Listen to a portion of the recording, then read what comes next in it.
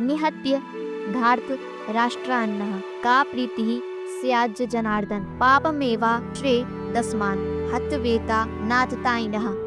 अर्थात हे जनार्दन, धृतराष्ट्र के पुत्रों को मारकर हमें क्या प्रसन्नता होगी? इन आतताइयों को मारकर तो हमें पाप ही लगेगा। प्रश्न, धृतराष्ट्र के पुत्रों को मारकर हमें क्या प्रसन्नता होगी? इस कथन का क्या भाव है? उत्तर, अर्जुन कहते हैं कि विपक्ष में स्थित इन धृतराष्ट्र पुत्रों को और उनके साथियों को मारने से इस लोक और परलोक में हमारी कुछ भी इष्ट सिद्धि नहीं होगी, और जब इच्छित वस्तु ही नहीं मिलेगी तब प्रसन्नता तो होगी ही कैसे? अतएव किसी दृष्टि से भी मैं इनको मारना नहीं चाहता।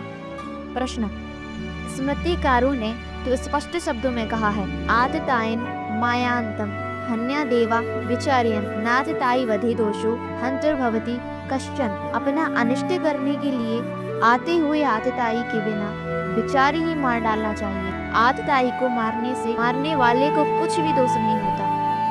वशिष्ठ स्मृति में आतताई के लक्षण इस प्रकार बतलाए गए हैं। अग्निदो गर्दश्चैव शस्त्रपाणिर धनापहा क्षेत्रधारा पहर्ता च षडेते रातताइनः। आग लगाने वाला, विष देने वाला, हाथ में शस्त्र लेकर मारने को उग्ध, धन हरण करने वाला, जमीन छीनने वाला और स्त्री का हरण करने वाला, ये छवो ही आतताई है। दुर्योधन आदि में आतताई के उपयुक्त लक्षण पूरे पाए जाते हैं। लाक्षा भवन में आग लाकर उन्होंने पांडवों को जलाने की चेष्टा की थी। भीमसेन के भोजन में विष मिला दिया था। हाथ में शस्त्र लेकर मारने को तैयार थे ही।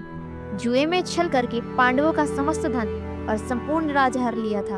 अन्यायपूर्वक द्रौपदी को सभा में लाकर उसका घोर अपमान किया था और जयद्रथ उन्हें हरकर ले गया था। इस अवस्था में अर्जुन ने यह कैसे कहा कि इन आतताइयों को मारकर तो हमें पाप ही लगेगा? उत्तर, इसमें कोई संदेह नहीं है कि स्मृतिकारों के मत में आतताइयों का वध करना दोष नहीं माना गया है, और यह भी निर्विवाद सत्य है कि दुर्योधन आदि आतताई भी थे। परंतु कहीं स्मृतिकार ने एक विशेष बात यह कही है, सा एव पापिष्टतमो यह कुर्यात कुलनाशना।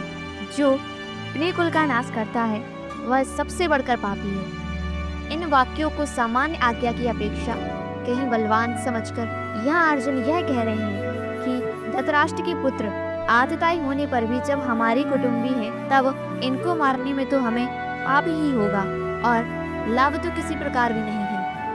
ऐसी अवस्था में मैं इन्हें मारना नहीं चाहता। अर्जुन ने इस अध्याय के अंत तक इसी बात का स्पष्टीकरण किया है।